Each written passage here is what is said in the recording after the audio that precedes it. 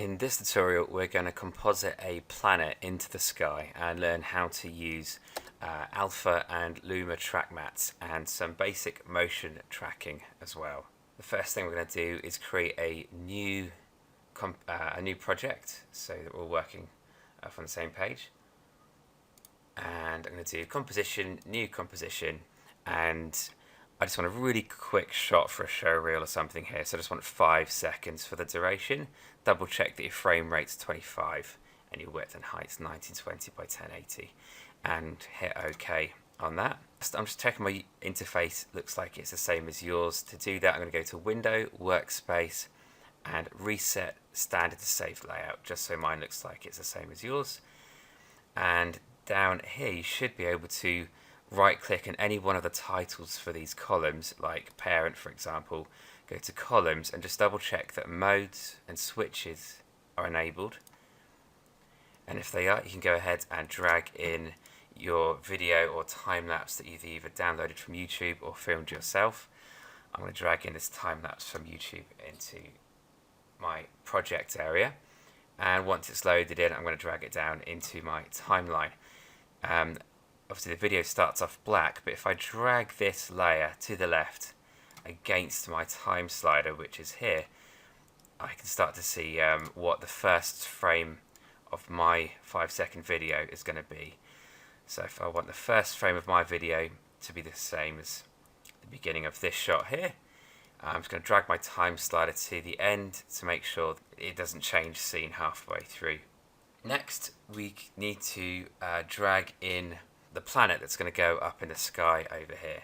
To do this, you can actually use either a PNG or transparent image of a planet, or if you followed my other videos on how to make an animated planet in After Effects, you can actually drag in an entire After Effects file as well.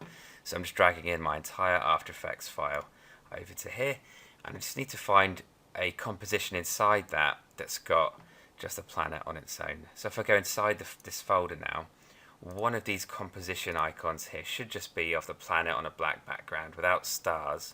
I named it Planet and Moon. But if I drag that down above my background there, I can see that it has indeed got transparency, but I've got a few extra bits or layers that I might want to turn off.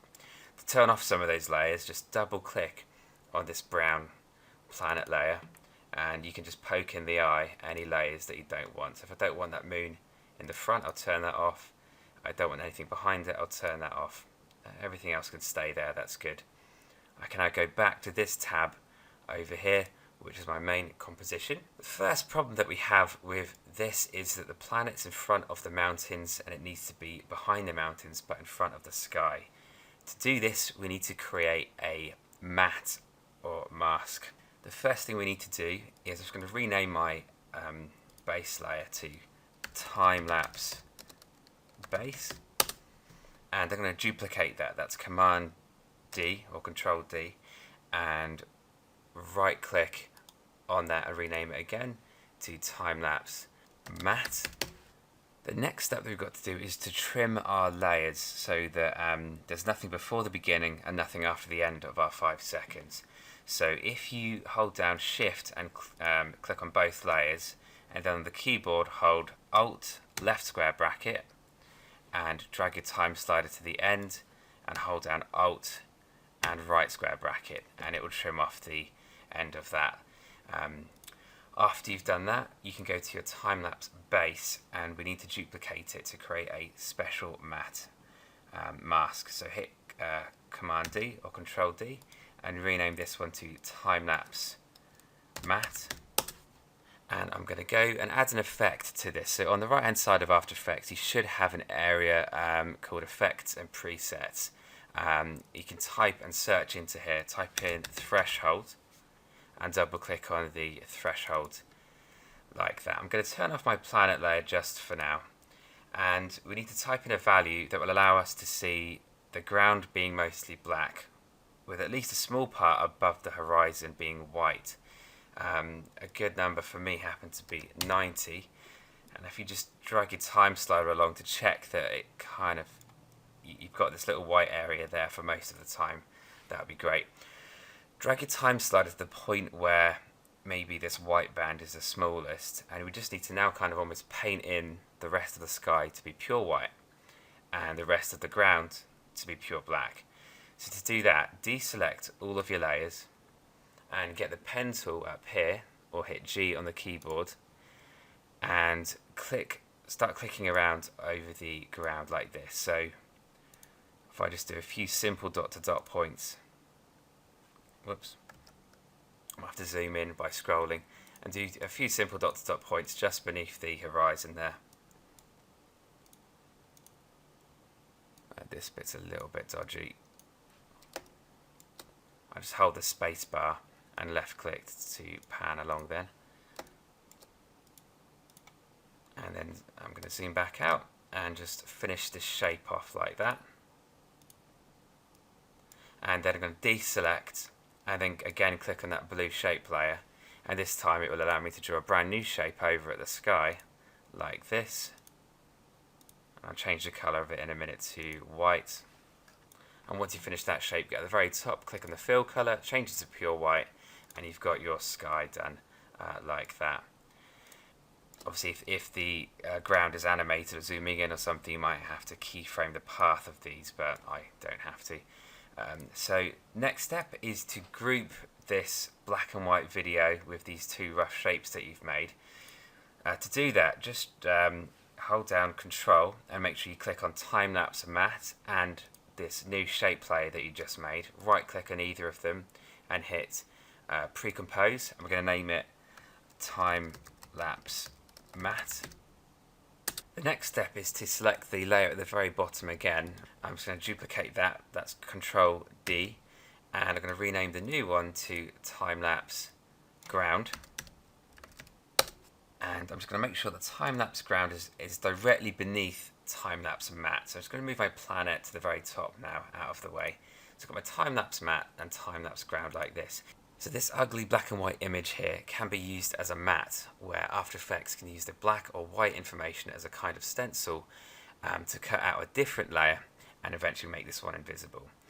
So to do this, if you click on your Time-Lapse Ground layer and set the track matte column, set it to Luma Matte Inverted, and you'll see immediately the ugly black and white image has gone, and we can see our environment. I'm going to turn the planet back on now by poking it in the eye, and if I drag it beneath the ground now, it should be like this. So it's above the base layer, so these stars belong to the bottom layer. We've got the planet sitting here with the ground layer in front of it.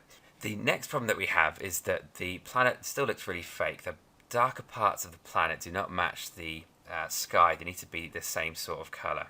The easiest way to do that is to go to where it says Mode, change it from Normal to Screen. However, if we do that, we can see the stars through the planet.